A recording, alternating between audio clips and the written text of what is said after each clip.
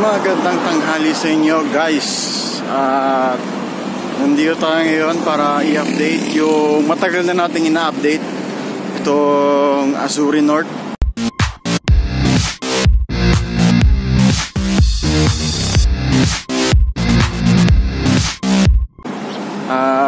Itong update natin as of November 2019. Para na rin sa ating sponsor ng Patreon, para kay Mr. Timothy. Sir Tim, this update is especially for you, sir, for your update of your unit in this building. So I hope you will appreciate this episode. So here we will walk near to the building, and hopefully we have some details.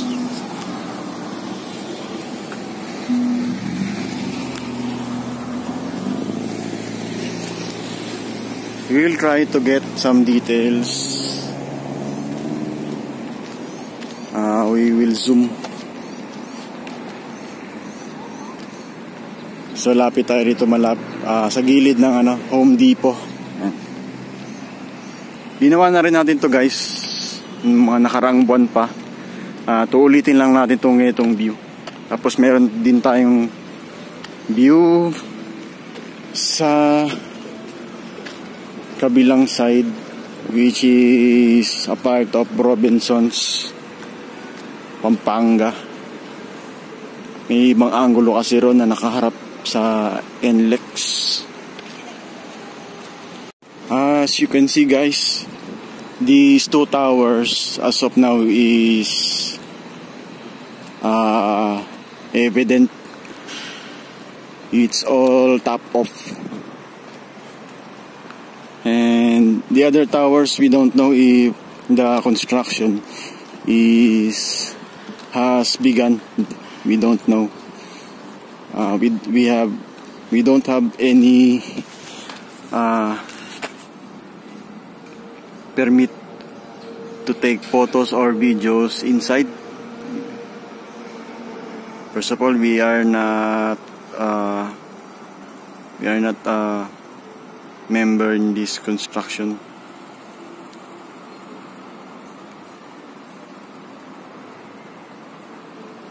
So it may seems the construction is slow, but it is in progress, guys. To Sir Tim, we don't know if this is the tower of your unit, but I hope you will see the details in this angle. We will have another on the in the side of Robinsons. We will walk on the other side of this San Fernando. We will walk to the side of Robinsons, and while walking, passing the NLEX, we will have a view there from the bridge. I hope you will understand my English, guys. So we are here in the construction area, gate for the construction area. This is the only available view.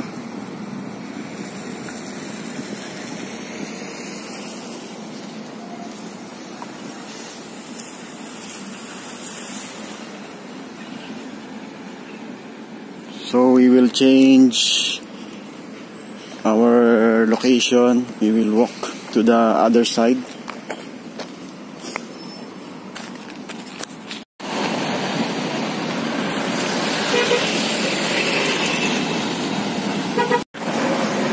So guys, we are getting near to the bridge, and I hope we have a better view there.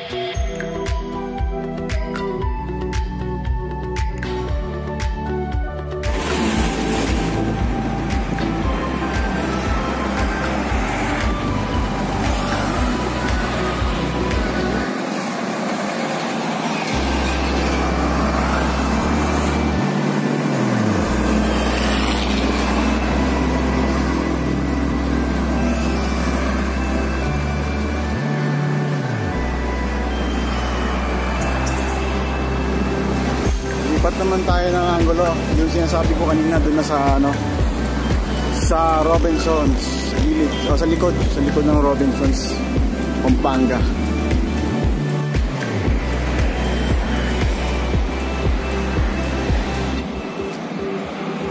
Bari lalakarin natin dun sa ano, ito sa gilid. Hindi na tayo papasok sa Robinsons.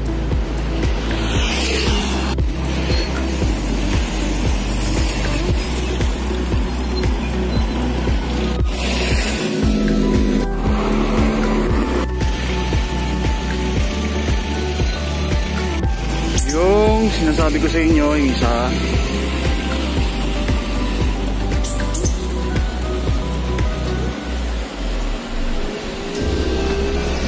lalakad pa tayo ron kasi may magandang angulo dyan ng ano, ng Azure Arch.